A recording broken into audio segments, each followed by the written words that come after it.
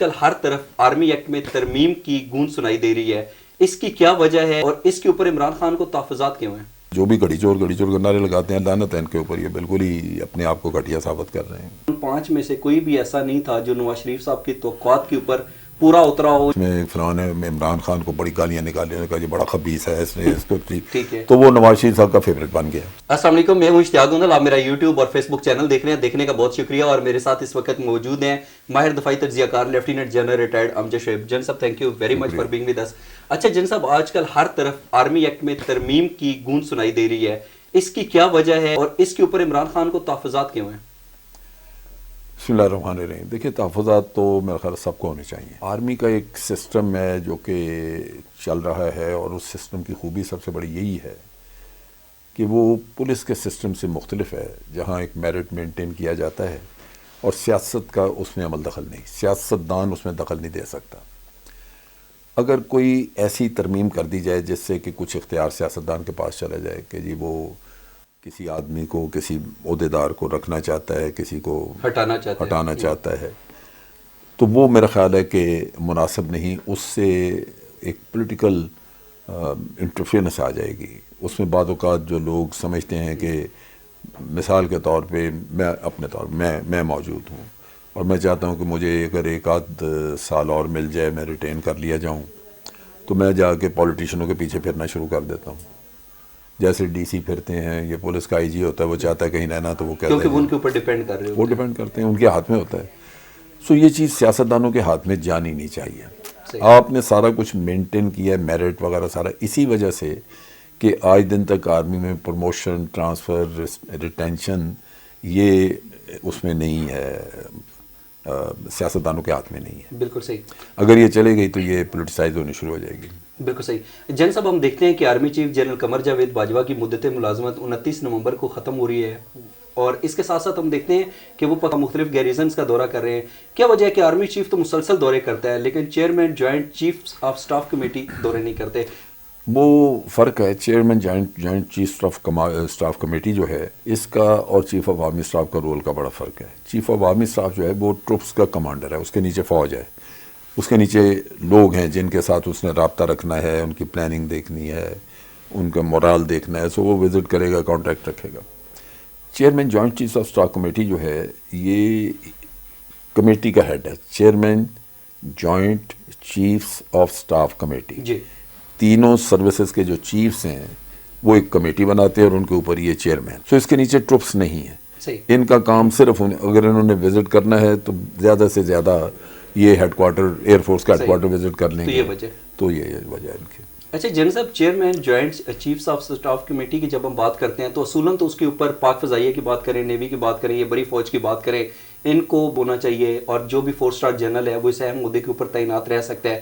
لیکن کیا وجہ ہے کہ گزشتہ 25 سالوں سے اس اہم ترین عہدے کے اوپر ہمیں صرف بڑی فوج کے 4 اسٹار جنرل نظر آتے ہیں؟ یہ کانسٹیٹیوشن میں تو یوں تھا کہ ان روٹیشن تینوں سروسز میں سے چیف جو ہیں وہ لگائے جائیں گے، لیکن بعد میں یہ فیصلہ ہوا کہ چونکہ ہماری جو فورسز ہیں اس میں جو سب سے بڑا رول ہے وہ آرمی کا ہی ہے، اور ایئر فورس چھوٹی ہے، نیوی چھوٹی ہے، ان کا نیوی اس سے بھی چھوٹی ہے، تو جو پریڈومیننٹ رول، جو مین رول جنہوں نے پلے کرنا ہے اسی کا چیئرمین رکھے، کیونکہ اس نے چیئرمین نے کوآرڈینیشن کرمانی ہوتی ہے تینوں سروسز کی۔ تو کیا مستقل طور پہ بڑی فوج کی؟ تو یہ ایک انڈرسٹینڈنگ کے تحت، میرا نہیں خیال کہ کانسٹیٹیوشن میں کوئی تبدیلی کی گئی ہے، یہ ایک گورنمنٹ کی انڈرسٹینڈنگ کے تحت کیبنٹ سے اپروو کرا کے انہوں نے تو یہ سسٹم رائج کر دیا کہ اب آرمی آفیسر ہی چیئرمین جاتا ہے۔ کیا یہ مستقل طور پہ ہوگا؟ یہ تقریباً مستقل ہی ہو گیا نا، کیونکہ پیچھے آپ نے دیکھا کہ کئی چیئرمین جو ہیں وہ لگاتار یہی، 1994 سے ہاں نہیں 1994 سے نہیں،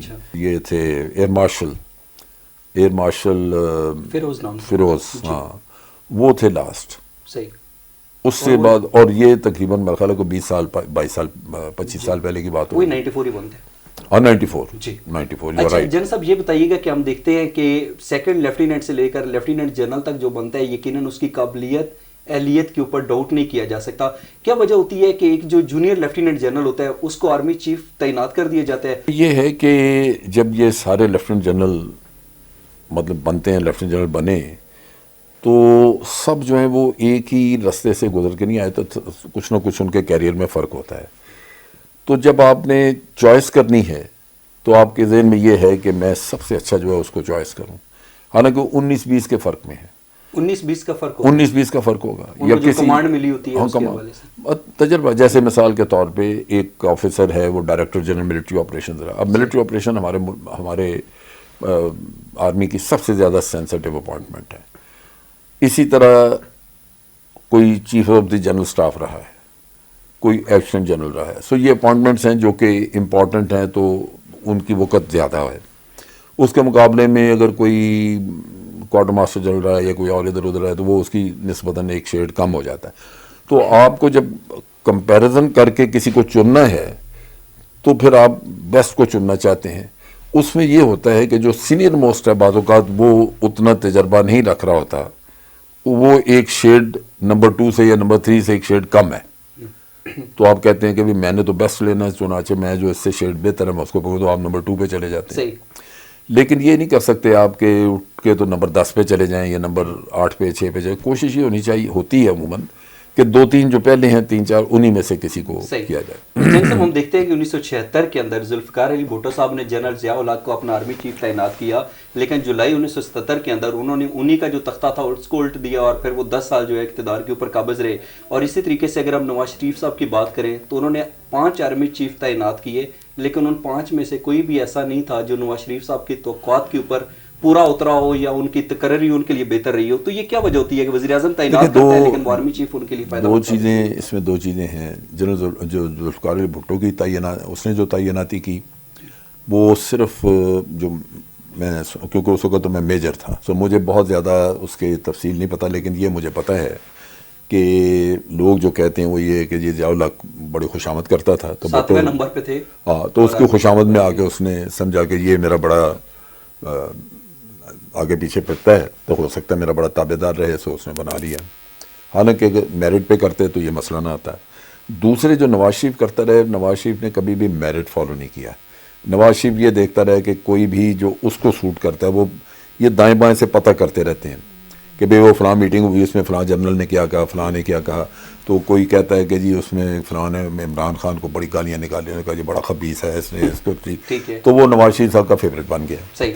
تو یہ ان چیزوں پہ چلتے ہیں. اس کی وجہ سے بعد میں ان کے لازماً مسائل نکلتے ہیں، کیونکہ انہوں نے توقعات زیادہ لگا لی ہوتی ہیں. کہتے ہیں جی ہم نے تو میرٹ چھوڑ کے اس لیے اس کو لگایا تھا کہ یہ ہمارا آدمی ہوگا، تو وہ بعد میں ان کے ہتھے نہیں چڑھتا، پھر اختلافات. اچھا، اس دفعہ لیفٹیننٹ جنرل عاصم منیر جو ہے سینئر موسٹ بھی ہیں اور کہا جاتا ہے کہ نواز شریف کا پسندیدہ لیفٹیننٹ جنرل بھی ہیں، تو کیا آپ کی نظر میں وہ پاکستان کے اگلے آرمی چیف ہو سکتے ہیں؟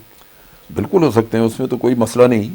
لیکن یہ ہے کہ اگر میں کمپیریزن کے نقطہ نگاہ سے دیکھوں تو جو اس وقت نمبر 2 لیفٹیننٹ جنرل سعید شمشاد وہ بہتر ہے اس سے.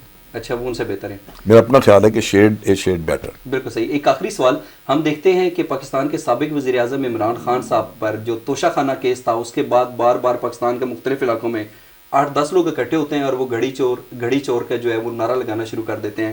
تو عمران خان کی شخصیت کے اوپر گھڑی چور کا لیبل ان کی ساکھ کو کس حد تک متاثر کر سکتا ہے؟ نہیں کر سکتا، کیونکہ یہ حقائق سے بالکل ہٹ کے ہے. اور گھڑی چور جس آدمی کی ایک کرکٹ بیٹ پہ وہ سگنیچر کر دیتا ہے اور وہ جا کے 2 کروڑ کا بکتا ہے، ایک کسی کی ٹی شرٹ پہ وہ دستخط کر دیتا ہے، وہ ٹی شرٹ جا کے 2-3 کروڑ کی بیچ لیتا ہے، تو اس آدمی کو یہ گھڑی کی ضرورت ہے اس طرح. یہ تو ان کو شرم کرنی چاہیے. جو بھی گھڑی چور کے نعرے لگاتے ہیں، لعنت ہے ان کے اوپر. یہ بالکل ہی اپنے آپ کو گھٹیا ثابت کر رہے ہیں، اور تو کوئی اس میں. جین صاحب بہت شکریہ آپ کا.